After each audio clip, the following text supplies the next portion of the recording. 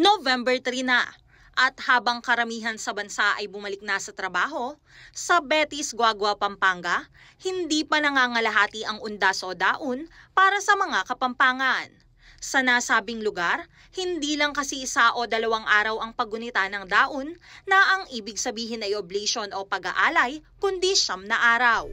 Yung konseptong yon ay nakuha nga sa novena. Kasi pagdarasal lang novena sa 9 na araw, sa 9 na gabi, para makumpleto, no, yung pagdarasal. Hindi lang yung pagdarasal sa sementeryo, pagdarasal sa mga namatay, no, sa kanilang pamilya, kundi pati na rin yung pagdarasal na 9 days na sunod-sunod na kumpleto.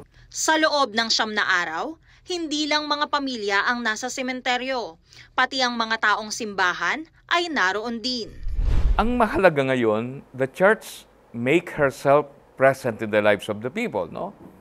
Pag panahon ng mga tao ay nasa sementeryo, the church goes there. Nagmimisa sila, nagbabasbas ng mga puntod, at nagkakaroon ng ceremony kung saan may teachings, no? May homily, may preaching.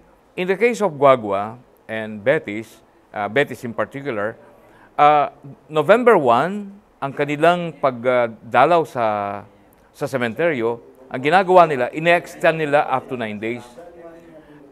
Basically, for them, 1 day is not enough. Hindi sapat ang 1 araw. Kailangan dagdagan. Ginawa ng siyam because of tradition. Ang salitang 9 kasi, ang ibig sabihin enough. So, sapat na araw. Bawat araw ng daon ay sinisimulan sa taimtim na panalangin. Sa umaga, tahimik na magsisindi ng kandila at mag-aalay ng rosaryo ang mga tao. Sa hapon, isang dasal naman ang iaalay sa mga kaluluwang nasa purgatorio.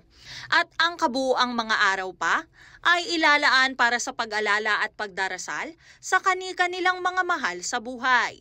Ngunit ang pinakamataas na bahagi ng paggunita ay tuwing November 10.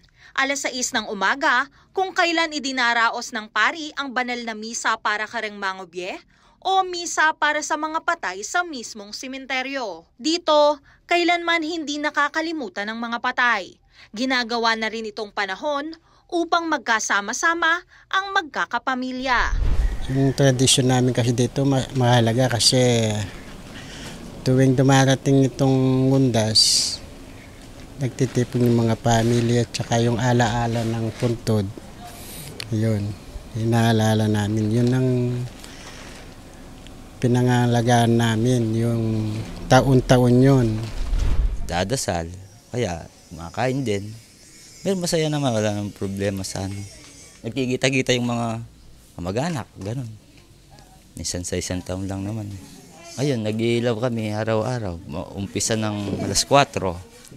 Kung anong gusto mong oras ko matapos, alas 7, kaya alas 8, ganun lang. Ngunit ano nga bang meron sa Betis at kung bakit ganoon na lamang katatag ang kanilang debosyon? Actually, sa Betis noon, bigyan ko kayo ng background, no?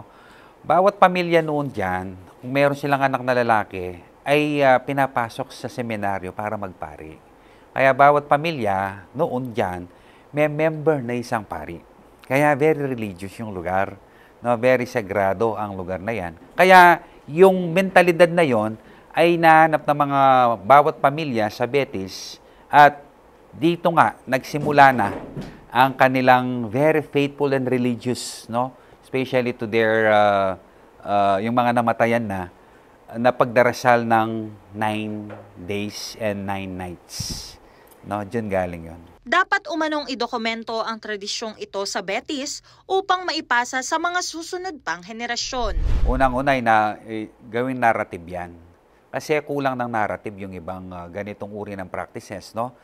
Gaya nga yung mga nabanggit kanina, so nawala na and then binalik, dapat may sulat. Kung ano yung pwedeng isulat, especially mga historical narrative, historical facts, kung ano yung pwedeng ma-educate, no, sa mga tao. Sa huli, hindi lamang ito basta tradisyon, kundi paraan ng paglinang sa pananampalataya ng isang tao. Palagay ko, malaking tulong yun para yung mga taong nandoon sa sementeryo ay mapalalim ang kanilang paniniwala, ang kanilang pananaw sa pagharap natin sa kamatayan.